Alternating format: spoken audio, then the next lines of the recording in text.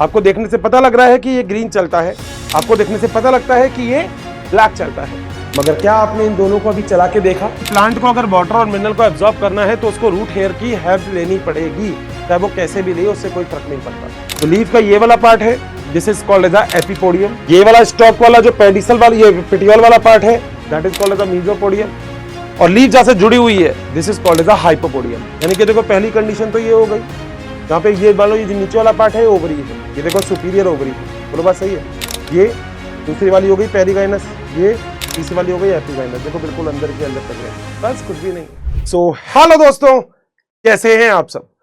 बहुत ही अच्छे होंगे। मैं हर्षी ठाकुरिया पीडब्ल्यू से मेरे सारे के सारे मेरे प्यारी सी इस फैमिली का बहुत बहुत स्वागत करता हूं। और दोस्तों मेरे हिसाब से लगभग लास्ट वाला लेक्चर भी आप लोगों को बहुत ही मजा आया, आप लोगों के कमेंट्स देखता हूं और नो डाउट जबरदस्त चीज तो यही है। बट याद रखिएगा, ज्ञान बांटने से बढ़ता है। अगर आपको लगता है कि सच में ये वाला लेक्चर जो लगभग 40-45 मिनट्स 50 मिनट्स का जो लेक्चर होता है ये बहुत ही इफेक्टिव है, जिसको लास्ट में हम फटाफट से रिवीजन के लिए यूटिलाइज कर सकते हैं, तो दोस्तों अपने दोस्तों के साथ शेयर करना ना भूलें। अब मेरे ख्याल से लगभग हम लोगों ने जितने भी लेक्चर लास्ट में पढ़े थे वो लगभग सारे लोगों को क्लियर होंगे। छोटी छोटी बात तो हमने पढ़ ली थी, हमने ये भी बात समझ ली थी, अरे यार हर्षित सर ये क्या होता है।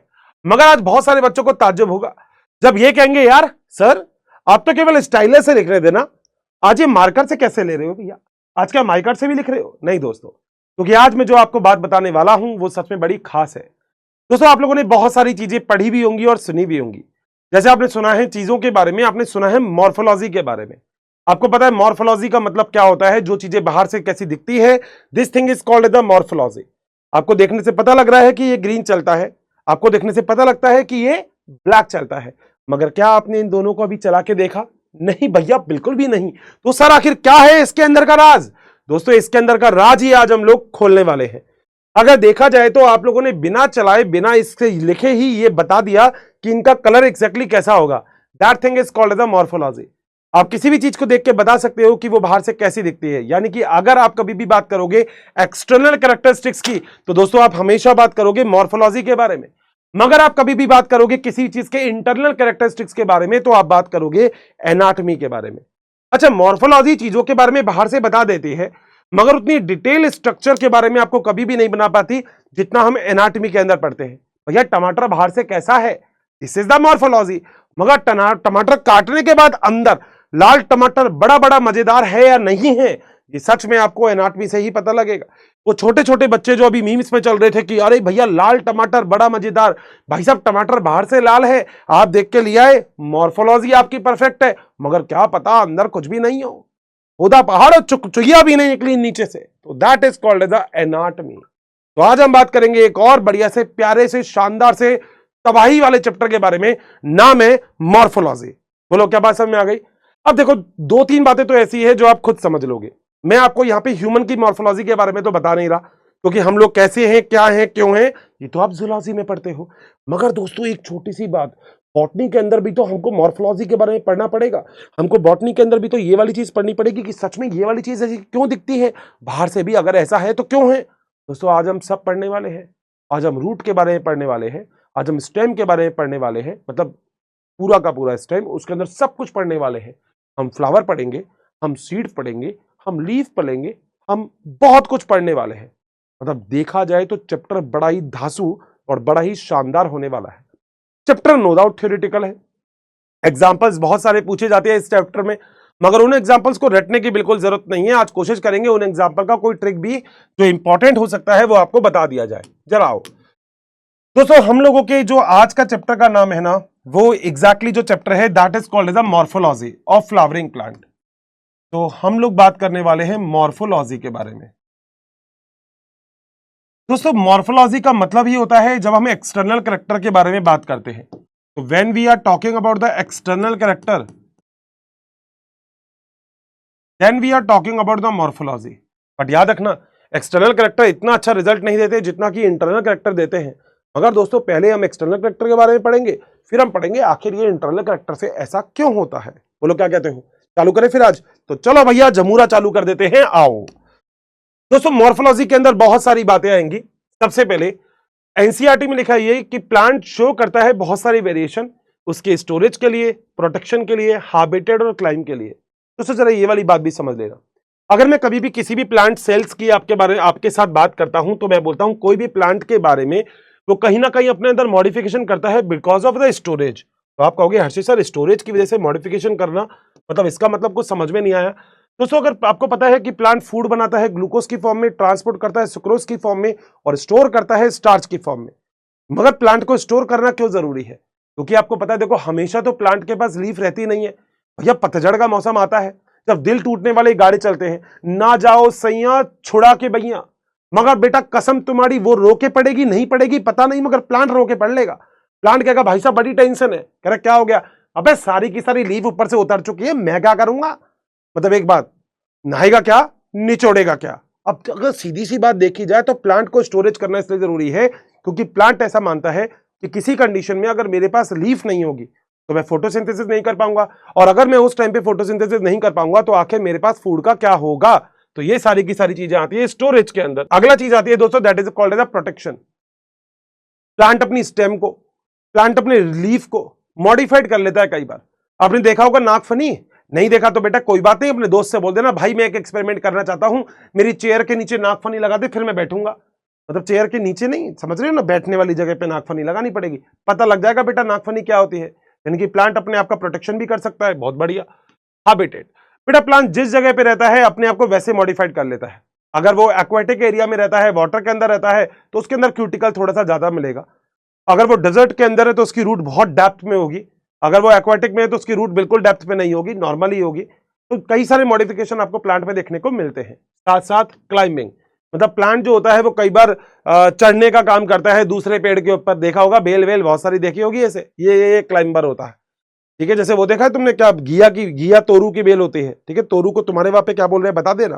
भाई साहब क्लाइंब करती है ऐसे ऐसे ऐसे ऐसे, यूं ही चढ़ती रहती है ऊपर, क्योंकि बेटा सीधी सी बात है उसके पास खुद के पास तो ताकत होती नहीं। तो बेटा सबका साथ सबका विकास चलता है यहाँ पे। आओ जरा आगे। अब बेटा दो टाइप के सिस्टम हम यहाँ पे पढ़ने वाले हैं, जिसमें एक का नाम है रूट सिस्टम, एक का नाम है शूट सिस्टम।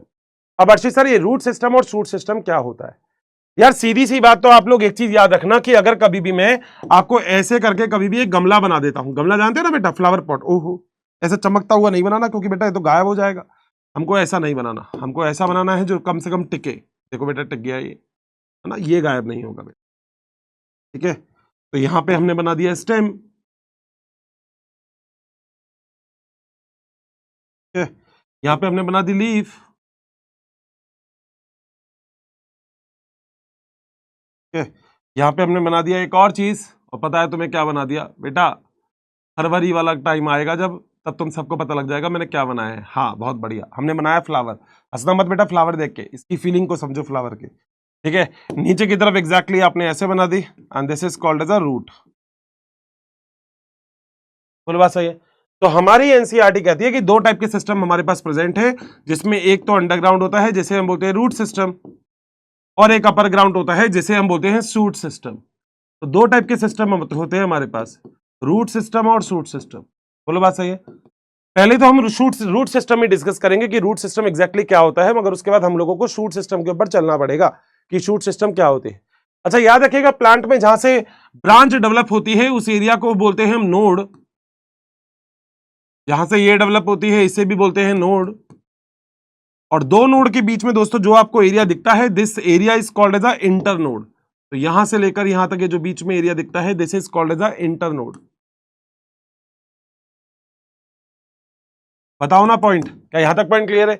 यही कुछ ऐसा ही ऐसा हमको डायग्राम पढ़ना है, ऐसी ऐसी हमको थ्योरी पढ़नी है, जिसके बेस पे लगभग हम आगे की सारी चीजें सॉर्ट आउट कर सकते हैं। तो सबसे पहले दोस्तों हम बात करेंगे रूट के बारे में। देखो आप लोग जानते हो रूट क्या होते हैं। रूट जो होती है वो ग्राउंड की तरफ डेवलप होती है नॉर्मली। तो हम बोलते हैं कि जो रूट होती है वो होती है पॉजिटिव पॉजिटिव जियोट्रॉपिक, और ये होती है नेगेटिव नेगेटिव क्या, फोटोट्रॉपिक। बोलो बात सही है, क्योंकि लाइट ऊपर आती है जबकि रूट नीचे डेवलप होती है, सीधी सी बात है। तो नेगेटिव फोटोट्रॉपिक हो गई। अच्छा आशीष सर आपके दो पॉइंट तो क्लियर है, और भी कुछ? बिल्कुल, जो रूट होती है ये एब्जॉर्प्शन करती है वाटर का और मिनरल का, तो वाटर और मिनरल को एब्जॉर्ब करती है। साथ साथ दोस्तों बेबी को बेस पसंद है तो प्लांट को भी बेस पसंद है, सीधी सी बात है। ये बेस प्रोवाइड करवाती है, एनकोरस करती है, यानी कि प्लांट को बेस प्रोवाइड करवाती है जिससे प्लांट अपनी ही जगह पे स्टेबल रहे। ऐसा नहीं भगता रह रहा है, कभी यहां भग रहा है कभी यहां भग रहा है, ऐसा बिल्कुल भी नहीं। एक ही जगह पे स्टेबल रहना चाहिए, यानी कि मैं अपनी जगह से नहीं हिलूंगा चाहे कोई भी दुनिया में कोई भी हिल जाए, ये वही है दोस्तों जो है रूट। तो कहती है पेड़ तेको भी नहीं हिलने दूंगी, मैं तो हिलूंगी नहीं, बात अलग है। हाँ, कोई आंधी वांधी तेज चल जाए तो भैया बात अलग है, बाढ़ आ जाए फ्लड आ जाए तो बात अलग है, मगर फिर भी बचाने का काम करते हैं।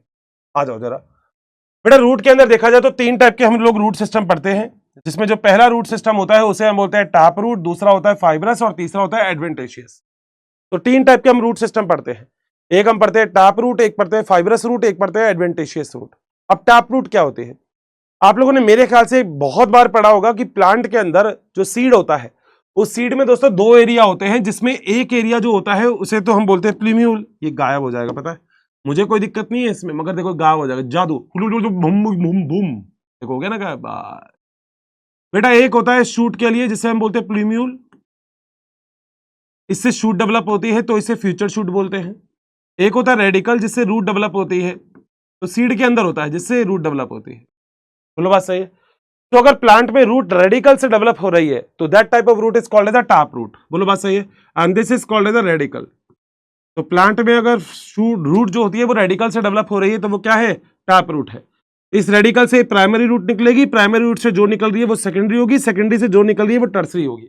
अब ये मत कहना हर्षित सर मैं तो फ्री हूं, क्या मैं क्वार्टरनरी भी बना सकता हूं? बेटा बनाओ, मगर 3 तक ही करोगे तो अपना काम तो हो जाएगा। तो जो प्राइमरी रूट होती है वो रेडिकल से निकलती है, याद रखिएगा, सेकेंडरी प्राइमरी से, टर्सरी सेकेंडरी से। सही है? सो अराइज फ्रॉम द रेडिकल, और इसका एग्जांपल क्या है? मस्टर्ड। सही, आओ जरा सेकंड पे, फाइब्रस रूट। बेटा फाइब्रस का मतलब होता है कुछ कुछ ऐसा, this is called as a fibrous root. ये शॉर्ट लिव्ड होती है प्राइमरी रूट, इसमें स्टेम के बेस से निकलती है, एग्जांपल है मोनोकॉट। आप कभी भी देख लेना, मोनोकॉट के अंदर आप कभी भी देखोगे आपको जनरली ऐसा दिखाई देने को मिलेगा, मगर वहीं पे कुछ ऐसे भी एग्जांपल है जिसमें एडवेंटेशियस रूट मिलते हैं। बेटा एडवेंटेशियस रूट क्या होते हैं? ना तो वो बेस से निकलेगी स्टेम के, ना वो रेडिकल से निकलेगी, अदर देन रेडिकल। जब कभी भी रूट अराइज होती है other than radical, that is called as adventitious root, जैसे ग्रास, बनायन और मॉन्स्ट्रेरा। बोलो क्या डन है क्या? यहां तक ये तीनों पॉइंट में मेरे किसी भी दोस्त को कैसा भी किसी तरीके का भी कोई भी दिक्कत नहीं है? 100% पॉइंट क्लियर हो गया है, बहुत ही बढ़िया। चलो जरा आगे चलते हैं दोस्तों। अगली बात होती है यहाँ पे रूट सिस्टम के बारे में, जिसमें हम रूट पढ़ेंगे, और फिर हम पढ़ेंगे शूट सिस्टम, जिसमें हम फ्लावर भी पढ़ेंगे, लीव भी पढ़ेंगे, नोड भी पढ़ेंगे, इंटरनोड भी पढ़ेंगे, फ्रूट भी पढ़ेंगे, स्टेम भी पढ़ेंगे और बड भी पढ़ेंगे। बोलो बात सही है? ये वाला पेन ले लेता हूं तो बार बार लिखने की जरूरत नहीं पड़ेगी। अब बेटा ये रूट है, ये रूट का डायग्राम है एग्जैक्टली, आप देखो तो अगर रूट का आपको डायग्राम देखना है तो मॉर्फोलॉजी में ये वाला डायग्राम बड़ा ही इंपॉर्टेंट डायग्राम है अपने आप में। ये वाला डायग्राम बड़ा ही इंपॉर्टेंट डायग्राम है रूट का। अब ये वाला डायग्राम में मैं इंपॉर्टेंट क्या चीज बता रहा हूं वो बात भी अपनी समझने वाली है। आओ जरा समझते हैं। सबसे पहले तो यहां से देखो बेटा, मान लो ये वाला एक पॉइंट है जिसे हम बोलते हैं मेरिस्टेमेटिक एरिया। ध्यान से मेरी बात सुनना, तब समझ में आएगी बात। देखो प्लांट के अंदर सारी की सारी सेल डिवाइड नहीं करती, प्लांट में कुछ स्पेशल एरिया होते हैं जहां से सेल डिवाइड करती है। जैसे एक होता है शूट एपिकल मेरिस्टेम, एक होता है रूट एपिकल मेरिस्टेम। ध्यान से मेरी बात सुनना। अब मान लो ये है रूट एपिकल मेरिस्टेम नीचे की तरफ, ऊपर शूट वाला है पार्ट वो तो हटा दो, अपन तो रूट के बारे में बात कर रहे हैं, ठीक है। ये वाला जो पार्ट है ना, this is called as a meristematic zone. Meristematic zone जो नीचे नीचे है जहां की सेल डिवाइड करेगी। तो अब जब सेल डिवाइड करेगी तो कुछ सेल पीछे छूट जाएगी, जो सेल पीछे छूट जाएगी वो कौन सी होगी? Elongation zone. और जो सेल सबसे पुरानी होगी वो कौन सी होगी? Maturation zone. तो नीट के अंदर ये क्वेश्चन आ सकता है कि सबसे नई सेल कहां पे होगी? That is a meristematic. उससे पुरानी, सबसे पुरानी, बहुत बढ़िया। बोलो क्या पॉइंट समझ में आ गया? क्योंकि सेल यहां से डिवाइड कर रही है। अब ये वाला एरिया तो रूट कहां पे होगा? सॉइल के अंदर। तो हो सकता है मेरिस्टेमेटिक जोन डैमेज हो जाए, तो मेरिस्टेमेटिक जोन को डैमेज होने से बचाने के लिए इसके ऊपर प्रेजेंट होता है cap, that is called as a root cap. जैसे आपके पेन के अंदर भी आगे कैप प्रेजेंट होता है, वो पूरे पेन को बचाने के लिए नहीं, उसकी नोक को बचाने के लिए है। सेम टू सेम यहां पे भी एक कैप प्रेजेंट होता है जो पूरे एरिया को बचाने के लिए नहीं, केवल मेरिस्टेमेटिक जोन को बचाने के लिए है। And that thing is called as a meristematic zone. नीचे नीचे उसके ऊपर वाला जोन कौन सा है? इलोंगेशन। और उसके ऊपर वाला कौन सा है? मैचुरेशन। अब अगर चलते हैं दोस्तों, जो मैचुरेशन जोन होता है, अगर आप ध्यान से देखोगे तो उस मैचुरेशन जोन में आपको ये रूट हेयर मिलेगी। ये रूट हेयर ही काम करती है एब्जॉर्प्शन करने का वाटर और मिनरल को, वाटर एंड मिनरल। यानी कि प्लांट को अगर वाटर और मिनरल को एब्जॉर्ब करना है तो उसको रूट हेयर की हेल्प लेनी पड़ेगी, चाहे वो कैसे भी ले, उससे कोई फर्क नहीं पड़ता। सही बात है? तो एक बात याद रखना, absorption of water is directly proportional to the root hair. यानी कि absorption of water root hair के डायरेक्टली प्रोपोर्शनल होता है। यानी कि प्लांट जितना वाटर एब्जॉर्ब करेगा वो डिपेंड करेगा कि उसके अंदर रूट हेयर कितनी प्रेजेंट है। सही बात है। अब ये आगे आगे प्रेजेंट होता है रूट कैप, जो देता है इसको प्रोटेक्शन। तो प्रोटेक्शन देने का काम बोलो कौन करता है? Root cap. बोलो डरने के बाद, ठीक है। मगर दोस्तों जो हाइड्रोफाइट्स होते हैं ना, ऐसे प्लांट जो प्लांट वाटर के अंदर प्रेजेंट होते हैं, उसमें रूट कैप की जगह प्रेजेंट होता है रूट पॉकेट। तो रूट पॉकेट प्रेजेंट होता है। और आप कहोगे अर्षित सर रूट पॉकेट क्यों प्रेजेंट होता है? तो दोस्तों रूट पॉकेट इसलिए प्रेजेंट होता है क्योंकि हाइड्रोफाइट्स कहाँ होते हैं? वाटर के अंदर, और वाटर के अंदर तो सॉइल होती नहीं है, तो मेरिस्मेटिक जोन को ऐसा कोई खतरा तो नहीं है, तो वहां पे रूट कैप नहीं, वहां पे क्या प्रेजेंट होता है? रूट पॉकेट प्रेजेंट होती है हाइड्रोफाइट्स में। चले भाई आगे आ जाओ, अब जरा फटाफट से आगे चलते हैं। अगला पॉइंट दोस्तों ये वाली बात हो गई, आगे चलते हैं। अब कितने टाइप की हमारे पास रूट प्रेजेंट हो सकती है? हमारे पास रूट प्रेजेंट हो सकती है नॉड्यूलेटेड रूट, ऐसी रूट जो जिसमें नॉड्यूल प्रेजेंट होगा, जो नाइट्रोजन फिक्सेशन में हेल्प करेगी। आई थिंक आपको याद होगा लेग्यूमिनेसी प्लांट। तो जो लेग्यूमिनेसी प्लांट्स होते हैं, उन प्लांट्स के पास बहुत अच्छी ताकत होती है कि वो अपने अंदर नॉड्यूल को बनाते हैं जिसके अंदर राइजोबियम रहते हैं और नाइट्रोजन को फिक्स कर पाते हैं, ठीक है। अगला रेस्पिरेशन रूट। दोस्तों कुछ रूट ऐसी होती है जो रेस्पायर करने का काम करती है, जैसे राइजोफोरा के बारे में आपने देखा होगा, जिसमें न्यूमेटोफोर प्रेजेंट होते हैं जो गैस एक्सचेंज करने का काम करते हैं। एनसीईआरटी में इसका डायग्राम भी है। तीसरा रिप्रोडक्टिव। एस्पार्गस और स्वीट पोटैटो ये रिप्रोडक्टिव होती है। रिप्रोडक्टिव का मतलब इस रूट को हटा के लगाओगे तो बेटा नया प्लांट डेवलप हो जाएगा, बहुत ही बढ़िया बात है। अगला स्ट्रेट रूट। कई बार आपने देखा होगा कि जो प्लांट होता है ना, उसमें बेस से ऐसे कुछ नीचे की तरफ भी सेल प्रेजेंट हो सकती है, मतलब रूट प्रेजेंट हो सकती है, that is called as a lower node से डेवलप होती है, और इसे हम बोलते हैं स्लिट रूट। तो शुगर केन और पेंडेनस एग्जांपल है। अगला है प्रॉप रूट। यार बरगद का पेड़ देखा है? बरगद का पेड़, तो बरगद के पेड़ में मैकेनिकल सपोर्ट करने के लिए प्रॉप रूट लटकी होती है, उससे वो सॉइल के अंदर चली जाती है। तो उनका बेसिक काम एब्जॉर्प्शन वगैरह का नहीं, प्लांट को मैकेनिकल सपोर्ट करने का है, क्योंकि बरगद का पेड़ तो बहुत बड़ा होता है, तो बेटा इधर उधर टूट नहीं जाए, इसलिए उसको मैनेज करने का काम करता है। अगला क्लाइंबिंग रूट, ऐसी रूट जो दूसरे प्लांट के ऊपर चढ़ जाती है, and that is called as a vanilla, ठीक है। अगला हाइग्रोस्कोपिक, बड़ा ही इंपॉर्टेंट है। हाइग्रोस्कोपिक रूट ऐसी रूट होती है जो एटमॉस्फेयर से वाटर को एब्जॉर्ब करती है, और एग्जांपल याद रखना ऑर्किड, ठीक है। तो ऑर्किड प्लांट इसका बढ़िया एग्जांपल है। याद रखना एटमॉस्फेयर से वाटर और मॉइस्चर को एब्जॉर्ब करने का काम। अगला स्टोरेज। बेटा स्टोरेज का मतलब फूड को स्टोर, और फूड स्टोर केवल एक ही फॉर्म में आएगा, याद रखना। फूड बनेगा ग्लूकोज की फॉर्म में, ट्रांसपोर्ट होगा सुक्रोज की फॉर्म में, और स्टोर होगा स्टार्च की फॉर्म में। तो यहाँ पे कॉनिकल हो सकता है, फुजीफॉर्म हो सकता है, नेपीफॉर्म हो सकता है, और ट्यूबर। कॉनिकल का एग्जांपल है कैरेट, रेडिश, टर्निप और मिलाबिलिस जलापा ट्यूबर का एग्जांपल। बोलो डन है क्या? एक ही पूरे के पूरे सिनेरियो में लगभग रूट का अपन ने कोई भी इंपॉर्टेंट पॉइंट नहीं छोड़ा है, ठीक है। आओ जरा आगे चलते हैं। अगला आता है स्टेम। बेटा स्टेम नीचे से कहां चलता है? ऊपर की ओर। तो पॉजिटिव तो फोटोट्रॉपिक है, और ग्रेविटी के अगेंस्ट है तो नेगेटिव जियोट्रॉपिक है। तो दो पॉइंट तो अपने ये क्लियर हो गए, ठीक है। स्टेम में जहां से ब्रांच डेवलप होती है उसे बोलते हैं नोड, और दो नोड के बीच में जो प्रेजेंट होता है वो होता है इंटरनोड। सही बात है। अब अगला एक वर्ड और पढ़ोगे, बर्ड क्या होती है? बर्ड इमेच्योर शूट होती है जिसके अंदर मेरिस्मेटिक टिश्यू प्रेजेंट होते हैं जो डिवीजन करने का काम करते हैं। बर्ड एक इमेच्योर होती है शूट जिसमें बहुत सारे मेरिस्मेटिक टिश्यू प्रेजेंट होते हैं, और आपको पता है मेरिस्मेटिक का मतलब एक ही काम है, क्या? डिवीजन। तो सारी सेल डिवीजन करने का काम करेगी। अगला दो टाइप की बर्ड होती है, जिसमें एक होती है वेजिटेटिव बर्ड जो स्टेम और लीफ है, और एक है रिप्रोडक्टिव बर्ड या फ्लोरल बर्ड जिसे हम बोलते हैं फ्लावर, क्योंकि फ्लावर ही रिप्रोडक्शन करने का काम करता है। बोलो क्या आगे चल सकते हैं? आ जाओ भाई आगे। अगला पॉइंट बेटा मॉडिफिकेशन क्या होते हैं अगर हम प्लांट की बात करें तो स्टेम के। देखो स्टेम देखा जाए तो प्लांट में सब कुछ बियर स्टेम ही करती है।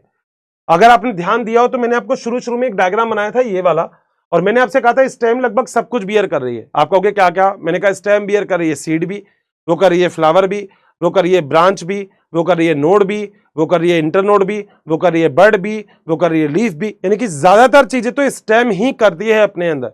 और याद रखना स्टेम का बहुत ही स्ट्रांग होना, बहुत ही बढ़िया होना बहुत जरूरी है। यार हर प्लांट में स्टेम कभी भी स्ट्रांग नहीं होती, क्योंकि कई बार हमको स्टेम फ्लेक्सिबल भी दिखती है। और बायोलॉजी में एक बात याद रखना, अगर कभी भी स्टेम फ्लेक्सिबल हो तो उसके अंदर कोलेनकाइमा प्रेजेंट है। बोलो कौन सा? कोलेनकाइमा। सी फॉर कोलेनकाइमा, मगर ई फॉर इलास्टिसिटी। तो कोलेनकाइमा के अंदर प्रेजेंट होती है इलास्टिसिटी। बोलो क्या आगे चले? आगे चलते हैं बेटा। फूड स्टोरेज, इसको हम बोलते हैं ऑर्गन ऑफ प्रेनेशन।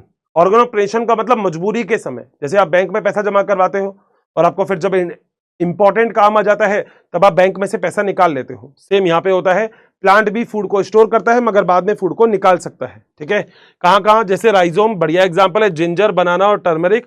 जैसे ट्यूबर एग्जाम्पल है पोटैटो, बल्ब एग्जाम्पल है अनियन, गार्लियक और लिली, और कॉर्म एग्जाम्पल है कोलोकेसिया, अरबी की सब्जी आपने खाई होगी, बस वही होती है। आगे आओ, डिफेंस। कई बार दोस्तों प्लांट क्या होता है, सिट्रस या बोगनवेलिया, कुछ ऐसे प्लांट में कांटे कांटे से निकले होते हैं स्टेम के अंदर, तो स्टेम प्रोटेक्शन करता है। वो चाहता है कि ग्रेजिंग एनिमल उसको खाए नहीं, भाई जो चारा करने वाले होते हैं ना, बकरी वकरी होती है, ये खा जाते हैं। मगर दोस्तों आजकल तो बकरी ने भी अपने आप को मॉडिफाइड कर रखा है। बकरी कहती है, oh my God 5G, I am using the 6G। बेटा बकरी है वो, बकरी है। आजकल जानवर भी अपने आप को मॉडिफाइड कर रहे हैं, क्योंकि प्लांट अपने आप को मॉडिफाइड कर रहे हैं। एक लाइन पढ़ी थी, सर्वाइवल ऑफ द फिटेस्ट। सब अपने आप को मॉडिफाइड करने की कोशिश कर रहे हैं, मगर जो फिट होगा वही सर्वाइव करेगा। आ जाओ भाई, तो इसका एक अच्छा एग्जांपल है थॉर्न्स। सपोर्ट के लिए दोस्तों ग्रेप वाइन, देखो ऐसे ऐसे लिपटी रहती है, तो सपोर्ट के लिए भी प्रेजेंट होती है प्लांट के अंदर, and that is also called as a grape vine. बताओ क्या यहां तक मेरा सारा का सारा पॉइंट क्लियर है? कोई भी दिक्कत है यहां तक किसी को कैसी भी नहीं है? 100%। तो चल सकते हैं क्या आगे? चलो भाई आगे चलते हैं, ठीक है, आगे देखते हैं। दोस्तों अगला यहां पे सपोर्ट के लिए ग्रेप वाइन हो गया, और साथ साथ ग्राउट्स हो गया, जिसके अंदर वाटरमेलन, पंपकिन और कुकुम्बर, ये तीनों इंपॉर्टेंट हो जाते हैं। कई बार जो प्लांट होता है उसमें इस टाइम फोटोसिंथेसिस करने का भी काम कर सकते हैं, उसे फाइलोक्लेट बोलते हैं। फ्लैट जो होती है फाइलोक्लेट वो अपंशिया होती है, सिलेंड्रिकल जो होती है वो यूफोर्बिया होती है। आपके एनसीईआरटी में डायग्राम दे रखे हैं, मगर मैंने यहाँ पे दोनों के बीच में आपको डिफरेंस भी बता दिया। अगला पॉइंट यहाँ पे रनर, सकर, स्टोलन और ऑफसेट। देखो कई बार बच्चा बोलता है हर्षित सर ये चारों एग्जाम्पल जरा याद करके बता दो, क्योंकि ये एग्जाम्पल याद नहीं होते। दोस्तों मान लो मेरी एक गर्लफ्रेंड है जिसका नाम है जैस्मिन, बढ़िया एग्जाम्पल है, कभी भूलोगे नहीं। हर्षित सर की गर्लफ्रेंड का नाम तो कभी नहीं भूलोगे। बेटे मेरी गर्लफ्रेंड का नाम है जैस्मिन, बोलो बात सही है। मैंने मेरी गर्लफ्रेंड को चुरा लिया, और मेरी गर्लफ्रेंड मिंट की च्युइंगम लेके आई थी, क्योंकि बेटा वो डेली ब्रश करती नहीं है, उसके मुंह में बदबू आती है। कोई फर्क नहीं पड़ा था बेटा, क्या तुम्हारे टूथपेस्ट में नमक है? अब है नहीं है वो तो खैर तुम्हें पता है, मगर मिंट। तो बेटा मैंने मेरी जैस्मिन जो मेरी गर्लफ्रेंड थी उसे मैंने चुरा लिया। क्या कर लिया? चुरा लिया। और जैस्मिन को जब मैंने चुराया तो आप लोगों को पता है क्या होगा, मिंट की च्युइंगम खा के आई है। तो देखो यहाँ पे दो चीज, यहाँ पे अगर मैं स्टोलन की बात करूं, सबसे पहले ध्यान देना, सारे एग्जाम्पल याद करवा दूंगा। अगर मैं स्टोलन की बात करूं तो मिंट और जैस्मिन एग्जाम्पल याद हो गया, बोलो बात सही है। अब हुआ क्या दोस्तों, हुआ ये कि मैंने जैस्मिन को घर से भगाने का प्रोग्राम बनाया, तो जैस्मिन को उठा लिया। अब उठाने के बाद मैं भाग रहा हूं, भागने को क्या बोलते हैं? रनर। अब बेटा भागूंगा किस पे? घास के ऊपर। और घास पे भागते भागते धीरे धीरे मुझे ऑक्सीजन की जरूरत पड़ रही है। जब मुझे ऑक्सीजन की जरूरत पड़ रही है तो मुझे ऑक्जेलिस चाहिए, और खाने पीने के लिए मुझे स्ट्रॉबेरी मिल रही है। तो मैं घास के ऊपर भाग रहा हूं ऑक्सीजन लेते हुए स्ट्रॉबेरी के साथ। तो ये सारे के सारे एग्जाम्पल हो गए रनर के। तीसरा एग्जाम्पल होता है, इसमें आगे जाके दोस्तों मैं थक जाऊंगा भाई साहब, अरे जैस्मिन को भगा के लेके आया हूं, कोई मजाक का काम है? बेटा आगे ले जाऊंगा। आगे बेटा सीधी सी बात है, अब आपको पता है क्या? पाइनएप्पल, बनाना, भाई साहब जूस वगैरह पड़ा हुआ है उसका, हमने भाई साहब जूस और शेक पी लिया। पीने के बाद बेटा ये बताओ पैसा कौन देता है? देखो नॉर्मल बात है ये तो, अगर कभी भी पार्टी करने के लिए लड़का और लड़की जाएंगे तो बेटा पेमेंट तो हमेशा लड़का देगा। वैसे इसके लिए आप लोगों को आवाज उठानी चाहिए, मगर फिर भी आपको पता है हर्षित सर बात तो आपकी सही है, सर ये बात सही है, बनाना और पाइनएप्पल का शेक तो हम लोगों ने पी लिया, मगर सर पैसे देंगे। मगर क्या एक बात हो, क्या पैसे देने में रोना रोना आता है ना? कभी कभी आता तो है ना रोना। जब रोना आएगा तो इसका मतलब क्राइसैंथेमम, इसका मतलब ध्यान रखना। तो आप जूस जो भी होते हैं ये सक करते हो, तो सकर के एग्जाम्पल कौन कौन से हो गए? बनाना, पाइनएप्पल और क्राइसैंथेमम। अब दोस्तों मैंने भी जैस्मिन, स्ट्रॉ वगैरह सब कुछ खा पी लिया, तो मेरी जो जैस्मिन जो मेरी गर्लफ्रेंड थी उन्होंने भी सब कुछ खा पी लिया। तो आगे जाके अब हम गिर गए, गिर गए का मतलब ऑफ हो गए गड्ढे के अंदर, और ऑफ हो गए तो बेटा ऑफसेट। और ऑफसेट के एग्जांपल आपको पता है कौन कौन से होते हैं? गड्ढे के अंदर क्या क्या चीज होती है? इकॉर्निया और Pistia, water hyacinth, this is called as offset. बोलो क्या पॉइंट क्लियर है क्या? तो मेरी गर्लफ्रेंड जैस्मिन च्युइंगम खा रखी है मिंट की, काम सही है। मैं जैस्मिन को उठा के भाग रहा हूं, तो जैस्मिन एग्जांपल किसका होगा? स्टोलन का, ठीक है। मैं जैस्मिन को उठा के भाग रहा हूं, भागने का मतलब रनर, भागूंगा किस पे? घास पे, बहुत बढ़िया। सांस फूलेगी तो ऑक्जेलिस, बहुत बढ़िया। बीच बीच में स्ट्रॉबेरी खाता रहूंगा, सर जबरदस्त काम कर रहे हो आप। आगे जब थोड़ा सा और जाऊंगा तो बेटा वहां पे थक जाऊंगा, थकने के बाद जूस और शेक पीऊंगा, बनाना पाइनएप्पल का शेक पी लिया। पैसा मैं ही दूंगा तो रोना आएगा, क्राइसैंथेमम। और ये तीनों एग्जांपल सक करने के हैं, क्योंकि जूस और शेक को हम सक करके स्ट्रॉस की वजह से पी सकते हैं, बिल्कुल। आगे जाके ऑफ हो गए, ऑफसेट का मतलब गड्ढे में, और गड्ढे में तो इकॉर्निया और पिस्टिया है। पूरा डन है के बाद आगे चले। यहां पे बात आती है अपनी स्टेम के बारे में, और मेरे ख्याल से लगभग सभी लोगों को स्टेम का लगभग पूरी की पूरी बात याद हो गई होगी। अच्छा मजाक मजाक में चीजें याद हो जाए तो बेटा फिर उसके तो कहने ही क्या है, मजाक मजाक में याद भी हो गया। आगे चलते हैं, अगली चीज होती है लीफ। बेटा लीफ क्या होती है? पहली बात, लीफ करती है फोटोसिंथेसिस। लीफ ओरिजिनेट होती है शूट एपिकल मेरिस्टेम से। बोलो किससे ओरिजिनेट होती है? शूट एपिकल मेरिस्टेम से ओरिजिनेट होती है लीफ। अगर लीफ की बात करते हो तो लीफ में सबसे पहले लीफ बेस प्रेजेंट होता है जिसे हाइपोपोडियम कहते हैं। उसके बाद एक पिटियोल प्रेजेंट होता है जिसे हम मीजोपोडियम कहते हैं। फिर लीफ का जो ग्रीन कलर का पार्ट होता है उसे हम लेमिना या एपिपोडियम कहते हैं। तो तीन चीजें आती है। तो लीफ का ये वाला पार्ट है, दिस इज कॉल्ड एज एपिपोडियम। ये वाला स्टॉक वाला जो पेडिसल वाला ये पिटियोल वाला पार्ट है, दैट इज कॉल्ड एज मीजोपोडियम। और लीफ जहां से जुड़ी हुई है, दिस इज कॉल्ड एज हाइपोपोडियम। तो हाइपोपोडियम, मीजोपोडियम, एपिपोडियम। बोलो बात सही है क्या? फोटोसिंथेसिस करने का काम जनरली कौन करता है? लैमिना ही करता है। लैमिना के अंदर कई बार कटिंग प्रेजेंट हो सकती है जिसे हम इंसीजन कहते हैं। लीफ के अंदर एक बड़ी सी पाइपलाइन जाती है, बड़ी सी, जिसे हम मिडरिप कहते हैं, जिससे छोटी छोटी सी वेन्स आपको निकलती हुई दिखाई देती है। वेन्स और वेन्स से निकलती है वेनलेट्स, ये निकलती हुई दिखाई देती है लीफ से। बोलो क्या चल सकते हैं आगे? पक्का आ जाओ। स्टेम के अंदर लीफ लगी होती है, आपको पता है। अब आगे चलते हैं बेटा। लीफ के अंदर अगर देखा जाए तो दो टाइप की वेनेशंस होती है, एक होती है पैरेलल वेनेशन, एक होती है रेटिकुलेट वेनेशन। अगर बिल्कुल स्ट्रेट है एक दूसरे के तो ये तो पैरेलल वेनेशन है, मगर बिखरी हुई है तो बेटा ये रेटिकुलेट वेनेशन है। तो रेटिकुलेट वेनेशन जनरली बिखरी हुई होती है। आप देख लेना बरगद का पेड़, पीपल का पेड़, जो भी डाइकॉट है वो रेटिकुलेट है, जबकि आप ग्रास वगैरह को देखोगे तो this is the parallel venation. बताओ क्या दोनों पॉइंट क्लियर है? 100% चल सकते हैं मुन्ना आगे। आओ बच्चों तुम्हें दिखाएं आगे का काम। बहुत बढ़िया, आगे आओ। अब बेटा जो लीफ होती है दो टाइप की होती है, जिसमें पहली जो लीफ होती है उसे हम बोलते हैं कौन सी लीफ? Simple leaf. और दूसरी लीफ होती है जिसे हम बोलते हैं कंपाउंड लीफ। ध्यान से समझ लेना, नोट कोई नहीं करेगा, ठीक है? देखो तुम लोग नोट करते करते पहले बकते हो कि हर्षित सर नोट कर ले, क्या नोट करने का? यार खोपड़ी में नोट कर लिया, फिर कहीं नोट करने की जरूरत नहीं है। तो कई लोग होते हैं जो कहते हैं ओहो मैं तो लिखूंगा, अरे मुझे तो लिखना है। बेटा लिखाई तो है आज तक तुमने समझा कब है? मगर जब कोई समझाता है तो मेरे ख्याल से लिखना नहीं, फिर समझना चाहिए। और बॉटनी अगर कोई समझा रहा है तो बेटा कहने ही क्या है? तो सिंपल लीफ क्या होती है? सिंपल लीफ वो होती है या तो जिसमें देखो कटिंग होती ही नहीं है। कोई भी कट दिख रहा है यहाँ पे? ध्यान से देखो, कोई भी कट दिख रहा है? नहीं। कट भी होगा तो मिडरिप तक नहीं पहुंचेगा। लिखा हुआ या तो इंसिजन एब्सेंट है, अगर प्रेजेंट भी है तो मिडरिप तक नहीं पहुंचेगा। देखो नहीं पहुंच रहा मिडरिप तक, ठीक है? सिंपल लीफ बोलते हैं इसको। कंपाउंड लीफ क्या होती है? दो टाइप की होती है, पिन्नेट और पामेट। पिन्नेट होती है नीम में, देखो ऐसी दिख रही है, कटिंग इंसिजन तक पहुंच गई। और जो पामेट होती है वो सिल्कवॉर्म में मिलती है, गुच्छे में मिलती है एक जगह पे जाके, उसे हम बोलते हैं पामेट। बोलो क्या पॉइंट क्लियर है क्या? 100%। जब ये इंसिजन पूरा बीच तक पहुंच जाता है ना तो बीच वाली लाइन को हम बोलते हैं रैचेज। क्या बोलते हैं? रैचेज या रैकीज, जो भी आप बोलना चाहो। आ जाओ। अब बेटा लीफ जैसे अरेंज होता है प्लांट के अंदर, उस चीज को हम बोलते हैं फाइलोटैक्सी। तो फाइलोटैक्सी का मतलब अरेंजमेंट ऑफ लीफ यहां पर प्लांट के ऊपर। तो लीफ का अरेंजमेंट क्या है प्लांट के ऊपर? वही होती है फाइलोटैक्सी। तीन टाइप के होते हैं, अल्टरनेटेड, अपोजिट और होल्ड। मैं याद करवाऊं? चलो। अल्टरनेट में एक एग्जांपल याद रखना है, एमएससी।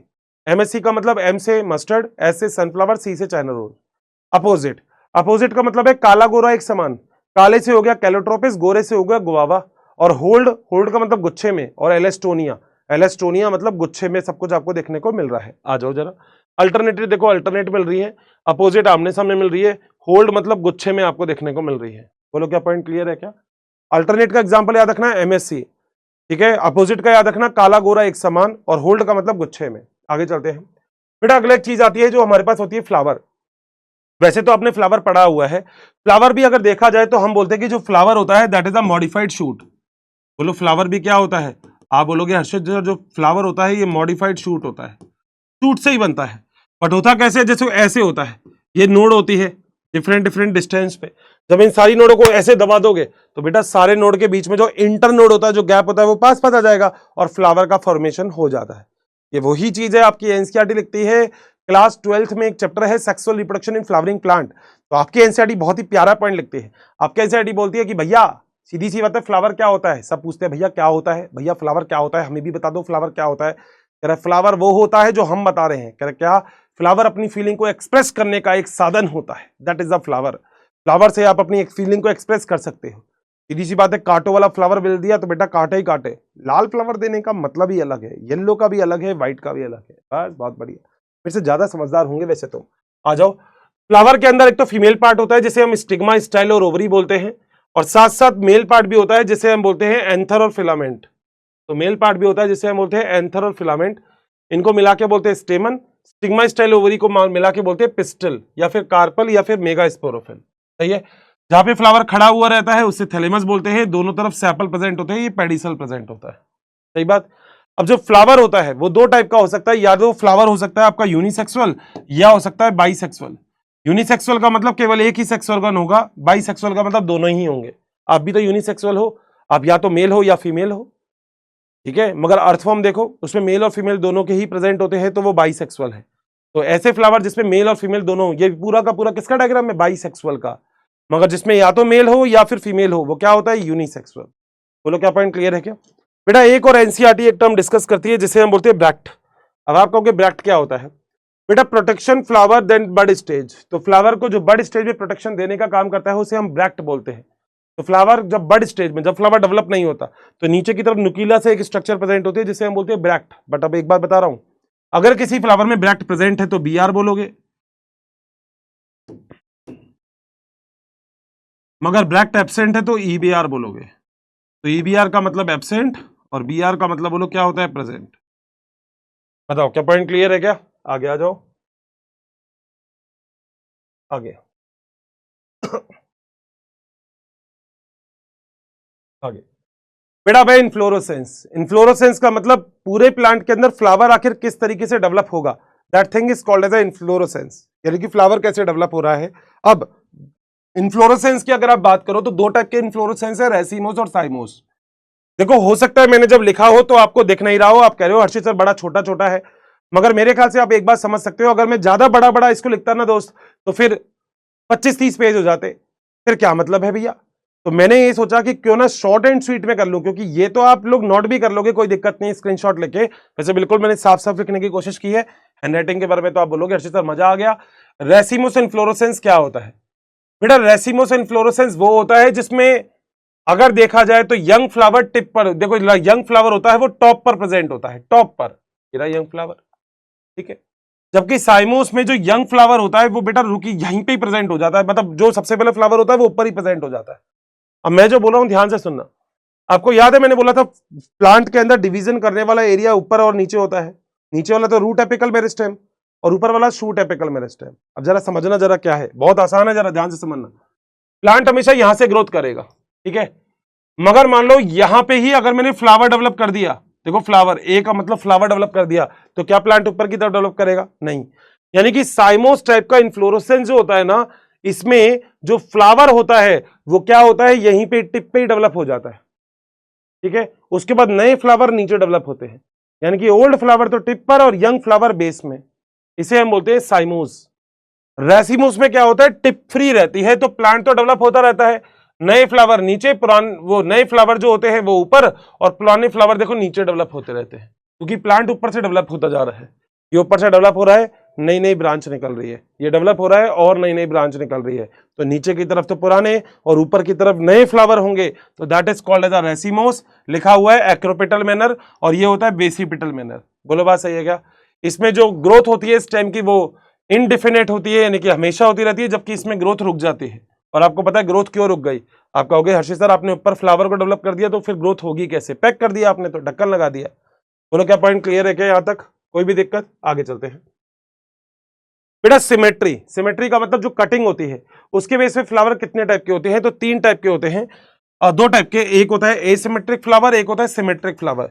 एसिमेट्रिक फ्लावर दोस्तों क्या होता है, एसिमेट्रिक फ्लावर वो होता है जिसको आप किसी भी इक्वल हाफ में डिवाइड ही नहीं कर सकते, कभी भी आप उसको डिवीजन करेंगे तो 2 इक्वल हाफ में अगर वो डिवाइड नहीं होंगे तो that is called as a asymmetric flower. मगर सिमेट्रिक फ्लावर क्या होते हैं, सिमेट्रिक फ्लावर वो होते हैं जिसको आप 2 टाइप में डिवाइड कर सकते हो। देखो क्या लिखा हुआ है, ये भी अगर देखा जाए सिमेट्रिक तो एक तो रेडियल होगा जिसे हम एक्टिनोमॉर्फिक फ्लावर बोलेंगे, एक बाइलेटरल होगा जिसे हम जाइगोमॉर्फिक फ्लावर बोलेंगे, ठीक है। रेडियल क्या होता है, वो डिवाइड हो जाता है 2 हाफ में, मगर एक वर्टिकल प्लेन से अगर देखा जाए जो कि सेंटर से पास होनी चाहिए, ठीक है, जैसे चाइना रोज और मस्टर्ड। जबकि बायलेटरल क्या होता है, वो इक्वल हाफ में डिवाइड होगा मगर एक ही वर्टिकल प्लेन से, एक से ज्यादा नहीं, केवल एक ही वर्टिकल प्लेन से, जैसे बीन और पी।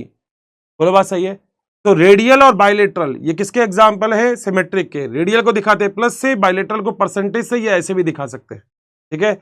एसिमेट्रिक जो होता है ये वाला ऐसा फ्लावर होता है जिसका एग्जाम्पल है कहना, जिसको आप कैसे भी करके 2 इक्वल प्लेन में 2 इक्वल हाफ में डिवाइड नहीं कर सकते हो। चले आगे, अगला बेटा टाइप ऑफ फ्लावर। जो ओवरी होती है ना उसकी पोजीशन के बेस पे, पोजीशन गाइनोसियम के बेस पे फ्लावर 3 टाइप के होते हैं। या तो जो गाइनोसियम होगा वो सबसे ऊपर होगा, तो हाइपोगाइनस बोलेंगे या सुपीरियर ओवरी। देखो थैलेमस नीचे और ओवरी जो है वो ऊपर है, ठीक है, तो इसे बोलते हैं हाइपोगाइनस। एग्जाम्पल क्या है, मस्टर्ड और चाइना रोज। दूसरे में क्या है, ये लगभग लगभग एक ही प्लेन में होते हैं सारे के सारे, लगभग लगभग, जिसे हम बोलते हैं पेरीगाइनस। पेरीगाइनस का मतलब हाफ इंफीरियर ओवरी बोलते हैं। एग्जाम्पल है पम और पीच। और तीसरा कुकुम्बर, गुआवा और सनफ्लावर, ये एपिगाइनस फ्लावर का है। इंफीरियर ओवरी है, यानी कि जो ओवरी है वो अंदर की तरफ प्रेजेंट है, बाकी सब ऊपर है।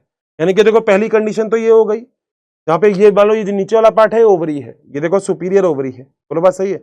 ये दूसरी वाली हो गई पेरीगाइनस, ये तीसरी वाली हो गई एपिगाइनस। देखो बिल्कुल अंदर के अंदर प्रेजेंट है, बस कुछ भी नहीं है।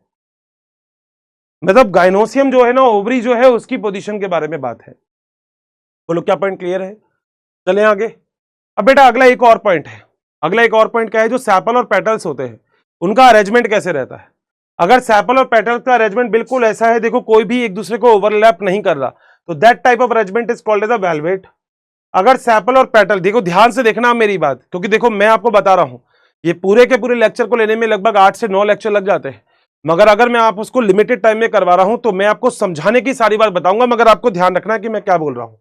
मैं आपसे ये कह रहा हूं कि अगर आपने ऐसा ही डायग्राम बनाया और मान लो एक तो है इनसाइड में, यहां पे देखना जरा ध्यान से, और एक है आउटसाइड, एक है इनसाइड, एक है आउटसाइड, एक है इनसाइड, एक है आउटसाइड, एक है इनसाइड, एक है आउटसाइड, एक है इनसाइड, एक है आउटसाइड।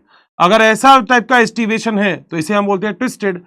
तीसरा वाला जो एस्टिवेशन है ये इम्ब्रैक्टेड है, जिसमें अगर ध्यान से देखोगे तो देखो एक तो पूरा आउटसाइड है, देखो बिल्कुल बाहर की तरफ है, एक पूरा का पूरा इनसाइड है, और एक है outside inside, outside inside, outside inside. बोलो क्या पॉइंट क्लियर है? जबकि लास्ट वाला अगर देखा जाए तो वो कैसा होता है, वैक्सिलरी, कोई स्पेशल पैटर्न नहीं होता, एक बिल्कुल बाहर की तरफ है, एक उसके अंदर, और एक सबसे अंदर है जो जुड़ा हुआ है, देखो अंदर की तरफ लास्ट में जुड़ा हुआ है, ठीक है। तो ये एग्जांपल है बीन और फ्लोवर, और इम्ब्रैक्टेड का एग्जांपल है गुलमोहर और कैसिया।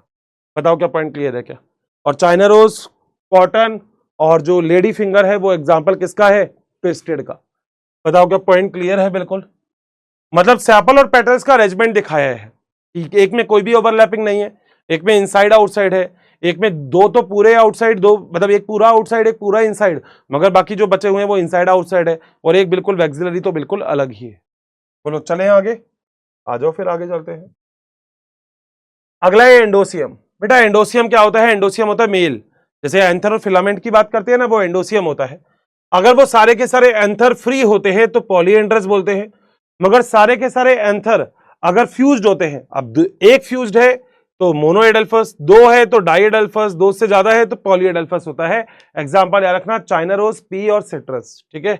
अगला है गाइनोसियम। स्टिग्मा स्टाइल ओवरी के बारे में, यानी कि फीमेल के बारे में बात हो रही है, बिल्कुल। एपोकार्पस यानी कि सारे फ्री है, सिनकार्पस का मतलब फ्यूज्ड है, बताने की जरूरत नहीं है। यहां पे ये चीज और देखो, this is called as a placentation. अब कोई कहता है प्लेसेंटेशन क्या होता है? Arrangement of ovule. ये जो ओव्यूल आपको दिख रहे हैं इनका जो अरेंजमेंट होता है इसे ही हम बोलते हैं प्लेसेंटेशन। जो पहला है इसे हम बोलते हैं मार्जिनल, सारे मार्जिन में है, एग्जांपल है पी। जो दूसरा है वो देखो सारे के सारे बीच में है, दिख रहा है, this is called as a axile, तो सारे के सारे देखो बीच में है, टोमेटो, चाइना रोज और लेमन। और यहां पे आपस में अगर देखा जाए तो एक दूसरे से सेपरेटेड भी है, ये सारे कॉर्नर पे है, कोई भी सेपरेशन यहां पे नहीं है, that is called as a partial. यहां पे सारे के सारे बीच में है, मगर देखो ये भी बीच में थे, मगर ये बटे हुए थे, दिख रहे हैं आपको डिवीजन, देखो ये देखो, ये देखो डिवीजन दिख रहा है तीनों। ये मतलब हटा देता हूं कि वैसे तो तुम देख लेना, ठीक है, मगर यहां पे कुछ भी नहीं है। तो this is called as a free central and this one is called as a red basal. तो बेसल का एग्जांपल है सनफ्लावर, ग्रासेस और मैरीगोल्ड। इसका एग्जांपल है डाइएंथस और इवनिंग प्रिमरोज। इसका एग्जांपल है मस्टर्ड और आरजी मोम। बोलो क्या पॉइंट क्लियर है? तो प्लेसेंटेशन का मतलब होता है ओव्यूल का कैसे अरेंजमेंट होता है, ठीक है। आगे चलते हैं बेटा, एक वर्ड याद रखना, ओव्यूल। ओव्यूल की स्पेलिंग में ई आ रहा है तो ओव्यूल बनाएगा सीड, जबकि ओवरी की स्पेलिंग में आर आ रहा है तो ओवरी से बनेगा फ्रूट। बड़ा कंफ्यूजन होता है कुछ बच्चों को, सबको नहीं होता। मैं ये नहीं कहूंगा कि आप कहोगे आशीष सर मुझे तो कंफ्यूजन नहीं है, मुझे क्यों बताया आपने? मैंने तो बस ऐसे ही बता दिया, मैंने तो कहा ओव्यूल और ओवरी में याद रखना, फ्रूट की स्पेलिंग में आर आ रहा है, बस इतनी सी बात है। बताओ क्या यहां तक पॉइंट सभी को क्लियर है?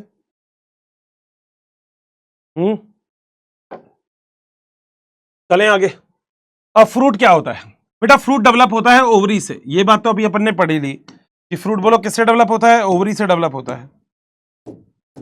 अगला दो टाइप के फ्रूट होते हैं, ड्राई फ्रूट और वेट फ्रूट। ड्राई फ्रूट और फ्लैशी फ्रूट क्या होता है? ड्राई जिसके अंदर पानी नहीं होगा, सीधी सी बात है, नाम से पता लग रहा है वाटर नहीं है, एग्जांपल राइस। वेट फ्रूट वो होगा जिसके अंदर स्टोरेज प्रेजेंट होगी वाटर की, इससे हम सक्सेलेंट या फ्लैशी फ्रूट भी कहते हैं, एग्जांपल है मैंगो। बोलो बात सही है। मैंगो के अंदर 3 लेयर आपने देखी होगी, एपिकार्प, एंडोकार्प, मीजोकार्प। जो बाहरी बाहर होती है मैंगो का छिलका जो आप उतारते हो वो होता है एपिकार्प, जो गूदा होता है जो आप खाते हो वो होता है मीजोकार्प, और बिल्कुल गुठली के चारों तरफ पहले की तरफ एक पतली सी लेयर और मिलती है आपको, एक लेयर और मिलती है, that is called as a endocarp. तो ये 3 लेयर आपको देखने को मिलती है, एनसीईआरटी का डायग्राम है। एपिकार्प, एंडोकार्प और मीजोकार्प, इन तीनों को मिला के क्या बोलते हैं? पेरिकार्प बोलते हैं, ठीक है, या फिर ओवरी वॉल भी बोलते हैं।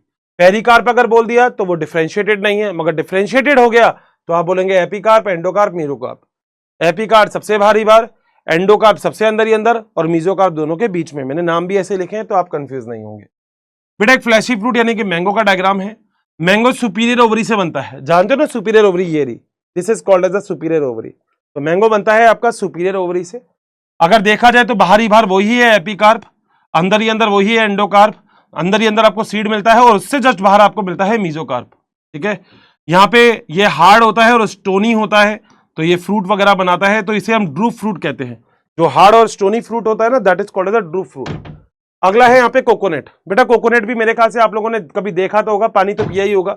बाहरी बार अगर देखा जाए तो इसमें एक बाहरी बार वाला लेयर प्रेजेंट होता है, that is called as epicarp. उसके अंदर की का मीजोकार्प होता है जो फाइब्रस होता है, जो आप निकालते हो फाइबर वगैरह, और अंदर की तरफ एक और हार्ड एंडोकार्प होता है इसका, जो व्हाइट व्हाइट कलर का होता है, जो जनरली हम खाते हैं। पर ध्यान रखना, अगर आपने कोकोनट कभी देखा हो तो कोकोनट के वाटर ना एक मल्टीपल न्यूक्लियस का एग्जाम्पल है, मतलब वहां पे न्यूक्लियस बहुत सारे होते हैं, मल्टी न्यूक्लिएट कंडीशन का एग्जांपल है सिंसाइटम का। तो सिंसाइटियम का मतलब होता है जहां पे एक साथ केवल कैरियोकाइनेसिस होता है, साइटोकाइनेसिस नहीं होता है। बोलो डन है बात, चल सकते हैं आगे, आ जाओ। फिर बेटा अगला है सीड के बारे में। 2 टाइप के सीड है, मोनोकॉट सीड और डाइकॉट सीड। और मोनोकॉट सीड और डाइकॉट सीड क्या होता है आप देख सकते हैं। देखो डाइकॉट सीड क्या होता है, डाइकॉट सीड में 2 टिफिन होंगे, तो अगर 2 टिफिन है आपके पास तो ये है डाइकॉट सीड, अगर एक ही टिफिन है आपके पास तो ये है मोनोकॉट सीड। तो टिफिन 1 है तो मोनोकॉट, टिफिन 2 है तो डाइकॉट, पहला पॉइंट। अगला, अब इस टिफिन में जहां से शूट निकलेगी उसे बोलेंगे प्लीम्यूल। ध्यान से सुन लेना आप जरा ये वाली बात, जहां से शूट निकलेगी उसे बोलेंगे प्लीम्यूल, तो बोलते हैं फ्यूचर शूट। जहां से रूट निकलेगी उसे बोलेंगे रेडिकल, तो बोलेंगे फ्यूचर रूट, सही है। प्लीम्यूल के नीचे की तरफ कुछ मेरिस्टेमेटिक एरिया प्रेजेंट होता है, that is called as epicotyl, ठीक है। रेडिकल के ऊपर होता है हाइपोकोटाइल, बीच में एम्ब्रियोनल एक्सिस। ये जो आपको दिख रहा है this is called as embryonal axis. बोलो क्या यहां तक पॉइंट क्लियर है 100%? चलें आगे, अगला पॉइंट, ये दोनों तरफ आपको दिख रहा है, this is called as a cotyledon. तो अगर 2 कॉटिलडॉन है तो वो डाइकॉट हो गया, 1 कॉटिलडॉन है तो मोनोकॉट हो गया, 2 टिफिन है तो डाइकॉट हो गया, 1 टिफिन है तो मोनोकॉट हो गया। अब आप कहोगे अर्षित सर इसका फायदा क्या है? यार जब सीड आपकी पॉकेट में रहता है तो आपको क्या लगता है सीड लिविंग है या नॉन लिविंग है? सीड अगर नॉन लिविंग होता ना तो नया पेड़ तो बनता ही नहीं, यानी कि सीड तुम्हारे पॉकेट में है तो भी इसको फूड मिल रहा है, और सीड फूड कहां स्टोर करेगा? यहीं पे ही, ठीक है। मेरी बात क्लियर हो गई? आ जाओ जरा आगे। अब दोस्तों यहां पे ये वाला सीड जो है इसमें एंडोस्पर्म आपको नहीं दिख रहा, तो that is a non endospermic seed. ऐसे सीड होते हैं जो अपने डेवलपमेंट के टाइम पे अपना सारा एंडोस्पर्म खा जाते हैं, तो वो नॉन एंडोस्पर्मिक सीड होते हैं। मगर ऐसा सीड जो मोनोकॉट है, जो डेवलपमेंट के टाइम पे भी एंडोस्पर्म नहीं खाते, देखो ये रहा एंडोस्पर्म, तो this is called as a endospermic seed. बोलो बात सही है? तो कैसे होते हैं एंडोस्पर्मिक सीड, मगर इसमें एक एक्सेप्शन होता है orchid. Orchid non endospermic seed का एग्जांपल होता है, ठीक है, मोनोकॉट में भी। अब यहाँ पे एंडोस्पर्म है, यहाँ पे क्या होता है, ये वाला तो कॉटिलडॉन एक ही टिफिन है, मगर प्लीम्यूल और रेडिकल के ऊपर एक और चीज है। प्लीम्यूल के ऊपर कॉलियोप्टाइल है, रेडिकल के नीचे कॉलियोराइजा है प्रोटेक्शन के लिए। देखो प्लीम्यूल के ऊपर है कॉलियोप्टाइल, लिख भी रखा होगा, ये रहा, और रेडिकल के ऊपर है कॉलियोराइजा। बोलो बात सही है, जो है प्रोटेक्शन के लिए।